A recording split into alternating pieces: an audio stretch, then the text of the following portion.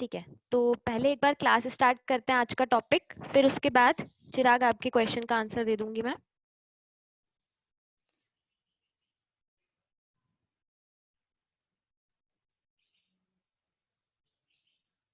साहिल, कुछ पूछना है क्या आपको? ओके, चलिए स्टार्ट करते हैं आज की क्लास। आज की क्लास में हम लोगों ने पहले जो लास्ट क्लास का टॉपिक था, मैं एक बार बता रही हूँ कि हम लोगों ने इफ एक्सप्रेशन को देखा था कि इफ के साथ में जो हमारे पास में वैल्यू है, सिंपल अगर हम असाइन करेंगे तो किस तरीके से यहाँ पर वर्क होगा। ठीक है, लेकिन हमने यहाँ पे कुछ और एग्जाम्पल्स भी देखे थे कि अगर यहाँ पर इक्वल टू, इसके रिगार्डिंग शायद आप लोगों ने बोला भी था एग्जीक्यूट करने के लिए, तो अगर सिंपली 0 है तो उस केस में डेफिनेटली ये पर्टिकुलर जो नंबर है वो कुछ इस तरह, ये एक्सप्रेशन कुछ इस तरीके से इवेलुएट हो जाएगी। और 0 का मतलब यहाँ पर सिंपल फॉल्स होता है, इसलिए एल्स पार्ट एग्जीक्यूट हो जाएगा। तो यहाँ तक तो हमने देखा था, एक बार इसको एग्जीक्यूट करके और देख लेंगे आज की क्लास में, तो कंफ्यूजन क्लियर हो जाएगा। अब आज की क्लास में नेक्स्ट जो हमारे पास में टॉपिक है वो ये है कि मैक्सिमम डिजिट को फाइंड करना है 3 डिजिट के नंबर में से। ठीक है, हालांकि मैंने आपको ये असाइनमेंट के तौर पर दिया था, बट एक बार देख लेते हैं। 3 डिजिट को हम सिंपल इस तरीके से चेक करवा सकते हैं। अब नंबर में से हर एक डिजिट को अगर हमें फैच करना है, ठीक है, तो तरीका क्या होगा? सबसे पहले हम नंबर का जो है, जैसे फॉर एग्जांपल यहाँ पर नंबर का इनपुट लिया गया, लेट्स से नंबर है हमारे पास में 698। ठीक है, अब हमें करना क्या होगा? सबसे पहले इस नंबर की एक डिजिट को फैच करना होगा। तो फैच करने के लिए हमारे पास में बहुत सारे दो तरीके हैं, हालांकि मैं लूप की बात नहीं कर रही हूँ। मैं अगर फर्स्ट तरीके की बात करूं तो सिंपल हम क्या कर रहे हैं, नंबर जो है उसको मॉड कर रहे हैं, क्योंकि मॉड से हमेशा नंबर की राइट मोस्ट जो डिजिट है वो फैच होके आ जाती है। तो इस केस में अगर मैं बात करूं तो यहाँ पर इसे जो नंबर इनपुट में मैंने लिया है उसकी 8 जो डिजिट है वो फैच होके आ जाएगी। ठीक है, इसके बाद अगर हम बात करें सेकंड, हमें सेकंड जो डिजिट है वो नंबर की चाहिए। तो सेकंड डिजिट के लिए सिंपल आप क्या कर सकते हो, तरीका है काम करने का, आप चाहो तो ये मेथड भी यूज कर सकते हो कि आपका जो नंबर है, ठीक है, लेट्स से कि आपका जो नंबर है ए, उसमें पहले आप क्या कर दो, सिंपल डिवाइड कर दो, ठीक है, 10 से, तो भी हमारा काम हो जाएगा। ये हालांकि मैंने पहले भी एग्जाम्पल आपको सेंड किया था और इस तरह का एक क्वेश्चन भी मैंने आपको दिया था, बट वो तरीका मैंने आपको ऑलरेडी सेंड कर दिया, इसलिए अब देख लें यहाँ पर मैंने क्या लिखा है कि इस केस में नंबर जो है उसको मैंने 10 से डिवाइड किया और देन मॉड किया 10 से। ठीक है, अब एग्जैक्टली इससे क्या होगा, सिर्फ इतने प्रोसीजर की बात करें तो यहाँ पर हमारे पास में कितना, अगर 698 नंबर है, तो अगर हम उसको 10 से डिवाइड करेंगे तो हमारे पास में क्या आ जाएगा, 69। और फिर अगर 10 से मॉड करेंगे तो यहाँ पर फाइनल हमारे पास में आंसर आ जाएगा 9। आप में से कोई मुझे बताए क्या मुझे इसको बताने की जरूरत है या फिर हम आगे कंटिन्यू करें?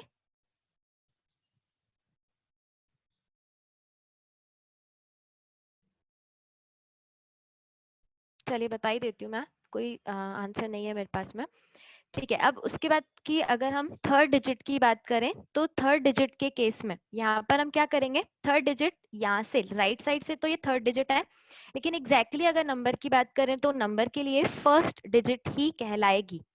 ठीक है, तो यहाँ पर इस पर्टिकुलर कंसेप्ट में अगर हमें 6 फाइंड आउट करना है तो अब इस केस में आप डायरेक्टली यहाँ पर ये तरीका फॉलो कर सकते हैं, नंबर को आप क्या करें, 100 से डिवाइड कर दें।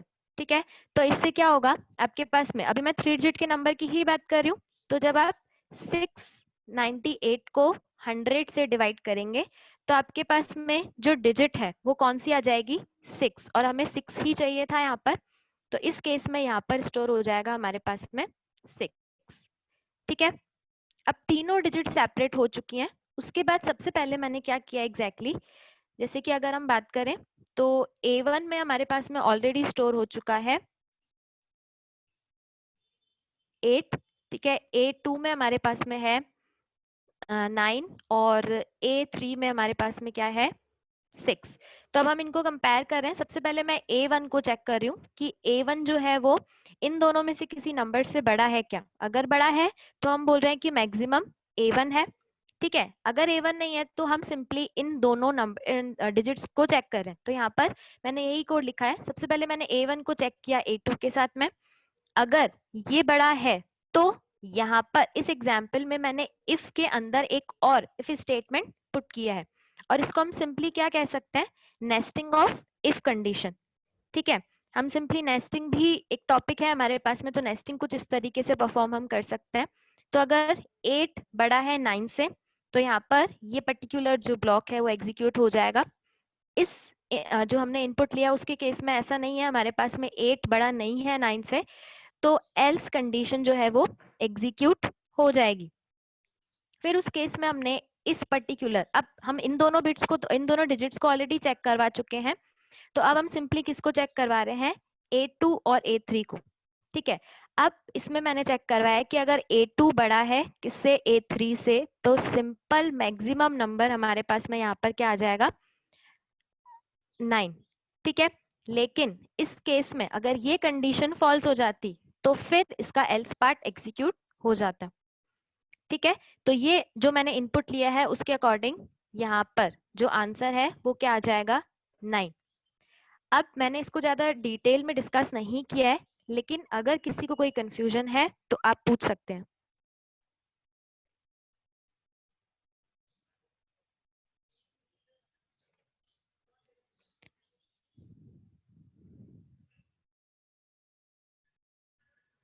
क्या इसको एक और इनपुट समझाऊं या फिर आगे कंटिन्यू करें हम लोग? कोई कंफ्यूजन है, कोई डाउट है तो आप पूछ सकते हैं।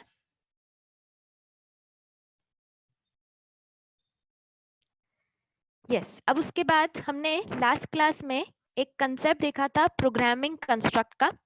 ठीक है, अगर हम प्रोग्रामिंग कंस्ट्रक्ट की बात करें तो हमने देखा था कि 3 तरह के प्रोग्रामिंग कंस्ट्रक्ट होते हैं। इसमें सबसे पहला जो कंस्ट्रक्ट है वो होता है सीक्वेंस।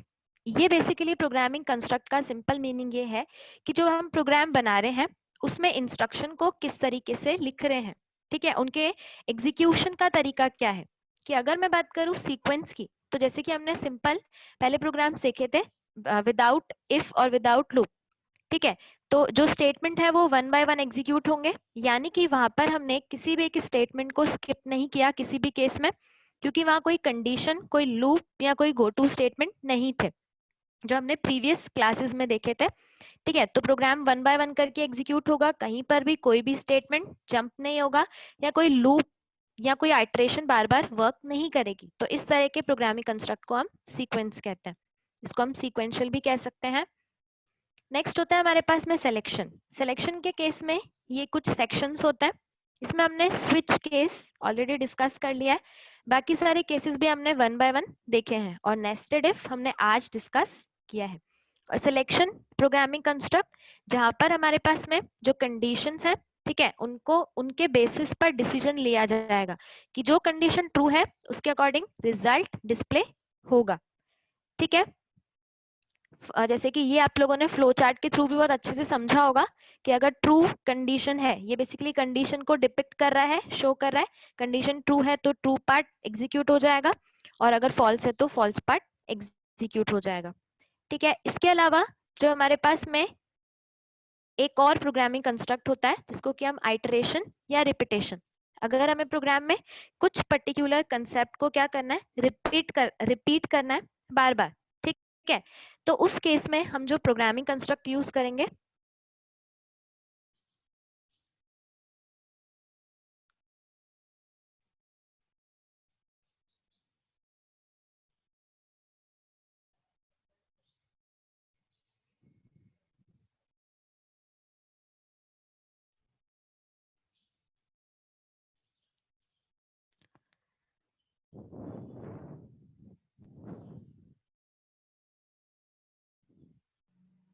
जब हमें प्रोग्राम में किसी पर्टिकुलर स्टेटमेंट को बार बार एग्जीक्यूट करना है तो वी कैन यूज रिपीटेशन और आइट्रेशन स्टेटमेंट्स।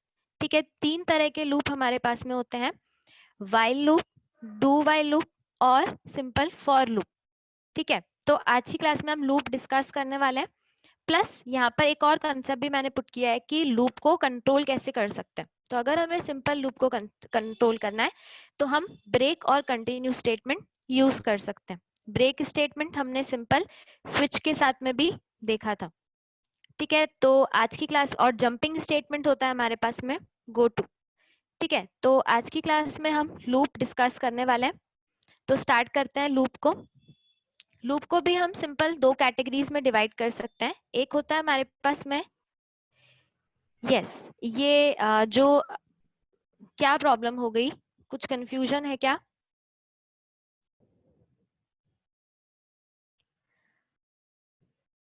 यस, अगर हम बात करें लूप की, तो लूप को हम दो कैटेगरीज में डिवाइड कर सकते हैं।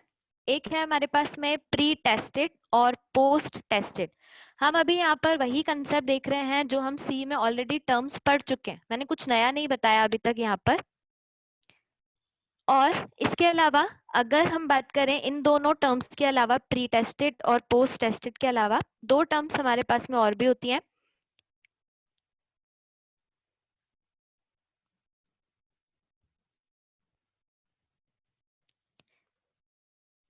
यस, ये जो रीनेम कर रहे हैं एग्जैक्टली नेम, वो स्टूडेंट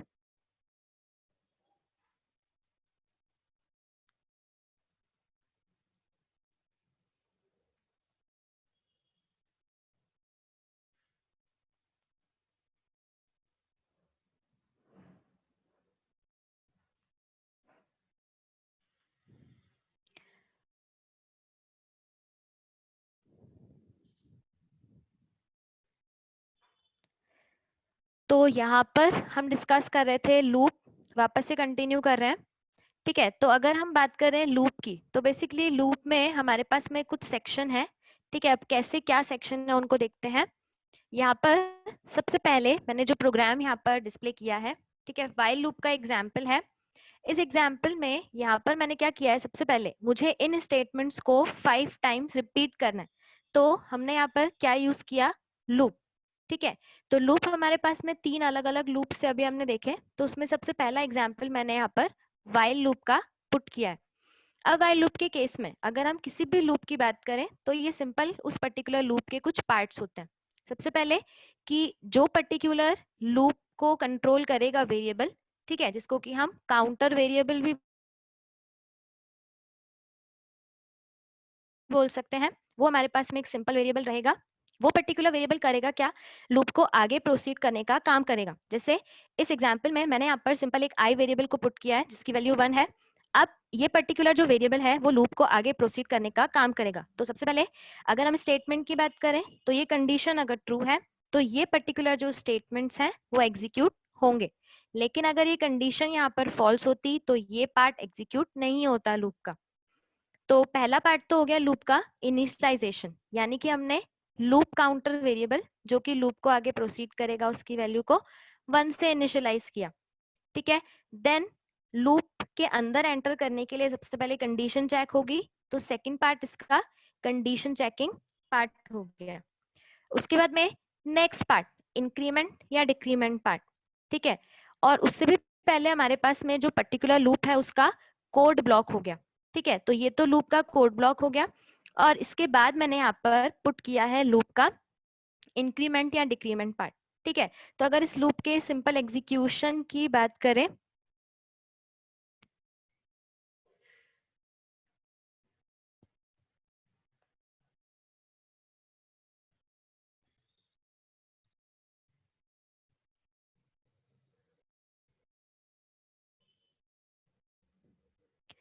तो इस पर्टिकुलर लूप की अगर हम बात करें तो देखें किस तरीके से ये एग्जीक्यूट होगा। यहाँ पर सबसे पहले आई की वैल्यू जो है वो 1 से असाइन होगी, देन कंडीशन चेक होगी। अगर कंडीशन ट्रू है तो ये पर्टिकुलर लूप एग्जीक्यूट होगा। ठीक है, तो अगर इस पर्टिकुलर प्रोग्राम के आउटपुट की बात करें तो सबसे पहले आई की वैल्यू 1 डिस्प्ले हो जाएगी। ठीक है, इसका ड्राई रन कुछ इस तरीके से देख सकते हैं कि सबसे पहले अगर आई की वैल्यू 1 है, ठीक है, कंडीशन चेक हुई, अगर कंडीशन ट्रू है तो सिंपल आउटपुट आउटपुट में हमें ये वैल्यू डिस्प्ले हो जाएगी। उसके बाद वापस से आई में इंक्रीमेंट होगा, आई की वैल्यू यहाँ पर कितनी हो जाएगी, 2 हो जाएगी। 2 होने के बाद वापस से कंडीशन चेक होगी, अगर कंडीशन ट्रू है तो सिंपल वापस से ये पर्टिकुलर ब्लॉक एग्जीक्यूट हो जाएगा। ठीक है, तो इस तरीके से यहाँ पर इस प्रोग्राम में हमें 5 टाइम्स आई की जो वैल्यू है वो डिस्प्ले हो जाएगी यहाँ पर। अब यहाँ तक कोई कंफ्यूजन है वो पूछ सकते हैं।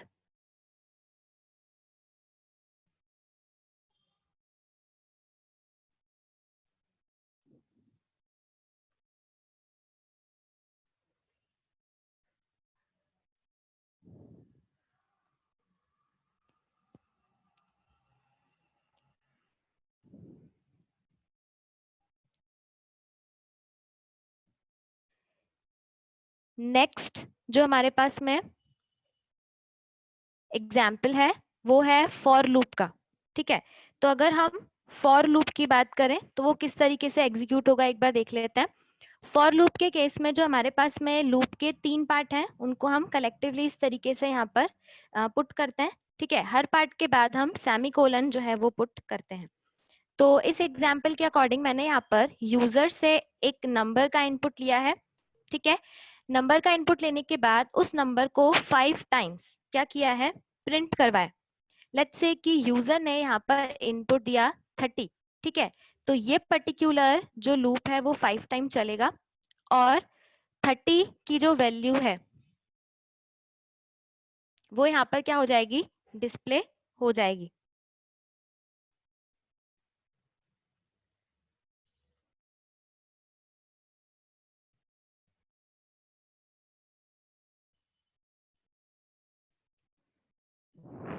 और इस एग्जाम्पल के अकॉर्डिंग हमने यहाँ पे सबसे पहले वैल्यू को इनिशियलाइज किया है।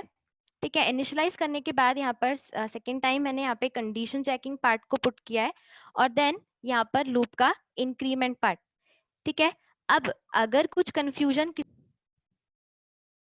तो नेक्स्ट हमारे पास में है कि यहाँ पर जो पर्टिकुलर फॉर लूप है मैंने जो एग्जाम्पल यहाँ पे पुट किया उसके अकॉर्डिंग 30 जो वैल्यू है वो 5 टाइम्स डिस्प्ले हो जाएगी। ठीक है, अब इस केस में भी अगेन जो ड्राई रन की अगर हम बात करें तो सबसे पहले यहाँ पर आई की वैल्यू 1 होगी। ठीक है, कंडीशन चेक होगी। ठीक है, इस पर्टिकुलर लूप में सिर्फ नया इतना ही है कि ये पर्टिकुलर जो इनिशियलाइजेशन पार्ट है वो एक बार एग्जीक्यूट होगा और कंडीशन चेक होगी, उसके बाद ये रिजल्ट डिस्प्ले हो जाएगा। नेक्स्ट टाइम जब ये लूप वापस से चलेगा तो सबसे पहले आई की वैल्यू में इंक्रीमेंट होगा, तो आई की वैल्यू 2 होगी, देन वापस कंडीशन चेक होगी। तो यहाँ पर सिर्फ इतना समझना है कि ये पर्टिकुलर जो पार्ट है वो बार बार एग्जीक्यूट नहीं होगा। ठीक है, और ये पर्टिकुलर आपको प्रोग्राम का आउटपुट कुछ इस तरीके से डिस्प्ले हो जाएगा। अब अगर हम बात करें फॉर लूप की, ठीक है, तो देखिए सी प्लस प्लस के रिगार्डिंग हमारे पास में जो फॉर लूप है उसमें एक नया कंसेप्ट क्या है वो अभी हम यहाँ पे देख रहे हैं।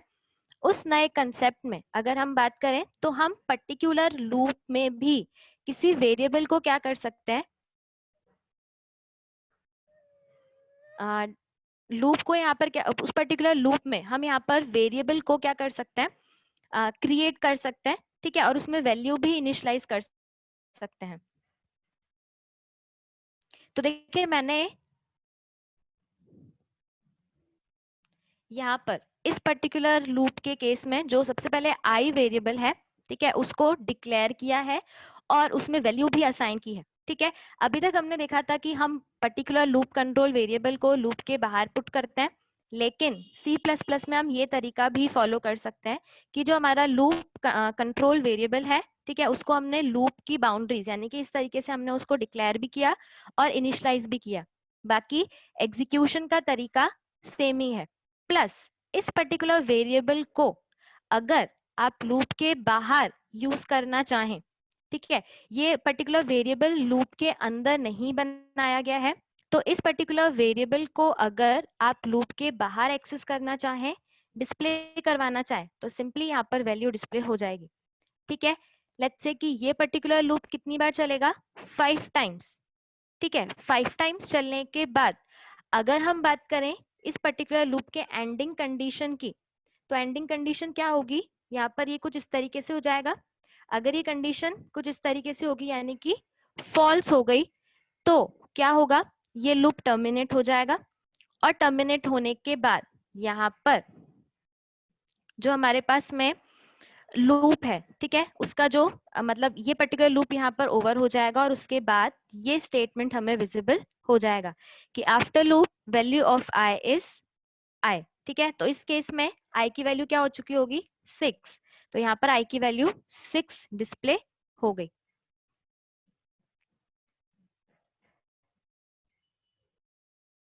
अब उसके बाद